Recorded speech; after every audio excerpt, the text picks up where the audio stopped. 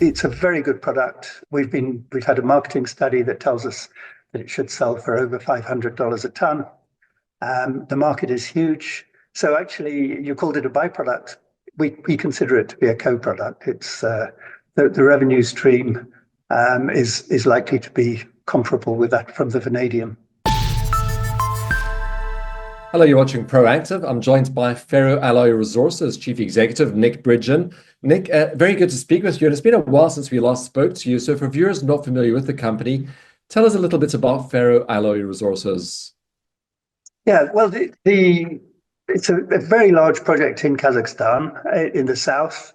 And it's got two principal products, vanadium and carbon, and both of them are very interesting in their own right.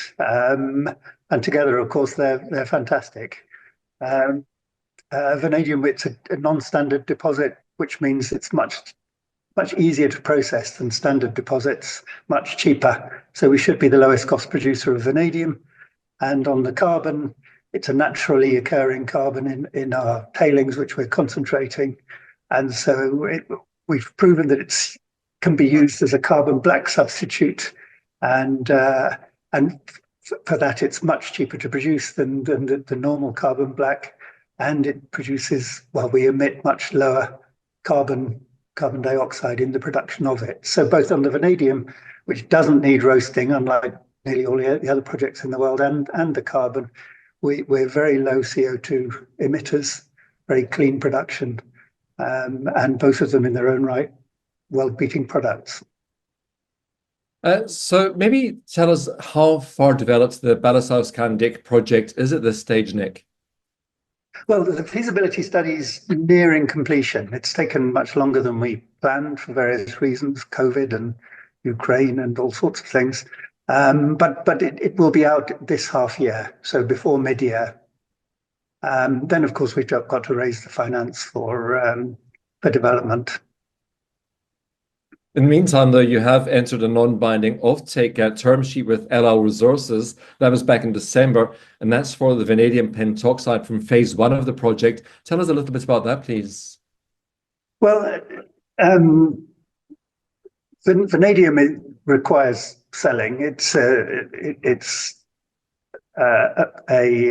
fairly volatile commodity. And LL have a very good position in the world, particularly in Europe. They have multiple production sites and they're a trading organization, very well established. And we already deal with them because we've already been producing vanadium, so we know them well. They know us, and we've signed an agreement. The agreement is for up to the entire production.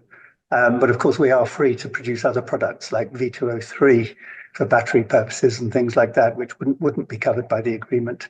But the standard V2O5, they will sell it for us. And to the extent that we need it, we may negotiate other agreements with direct off-takers. But from the trading point of view, they will market everything for us. And that must give you some sense of security as you progress the project, Nick. Absolutely, yes. No, it's nice to have the support of an organization like LL, and the banks will require it, and so yeah, no, it's good to have that security. Now we have to do the same thing for the carbon. That's the next step. Well, tell us about the carbon black substitute, which is obviously a byproduct from the mine. What potential are you seeing there, and what's it used for? Well, carbon black, which is what our material is a substitute for carbon black. It's not exactly the same, but carbon black, for those that don't know, is what makes rubber black, and most of it goes into tires. It's a filler and a reinforcer to mix with the latex in making rubber, and it's a huge industry, $20 to $30 billion, according to which source you look at, And interestingly, the carbon that naturally occurs in our ore is very similar chemically and physically to carbon black that's normally manufactured by burning hydrocarbons in an incomplete combustion, in other words, a depleted oxygen atmosphere. And carbon black sells for a very high price. It sells for over $1,000, but sometimes a lot more depending on grade. Our material, we simply recover it from the tailings, concentrate it, and mill it, which are very cheap processes. So instead of using up hydrocarbons, burning a lot of it into the atmosphere and producing CO2, we're just recovering it from tailings. So ours is much cheaper.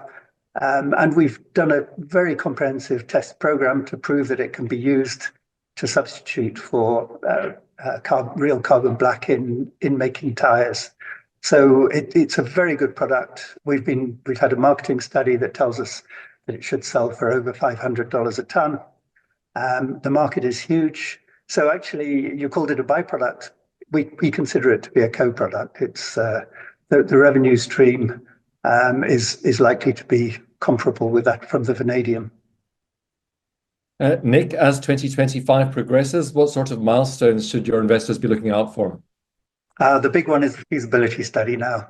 I mean, we've got a lot of steps along the way, but that's imminent now. We're just at the closing stages. We still have the capital costs to complete.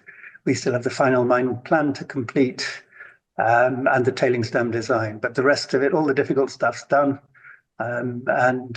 So yes, it's hard to see beyond that at the moment, but that's the big one, and that should be very exciting. Nick, I hope you'll keep us updated on any progress with that. Thank you very much for speaking with us today. Thank you. That's Ferro Alloy Resources Chief Executive Nick Bridgen.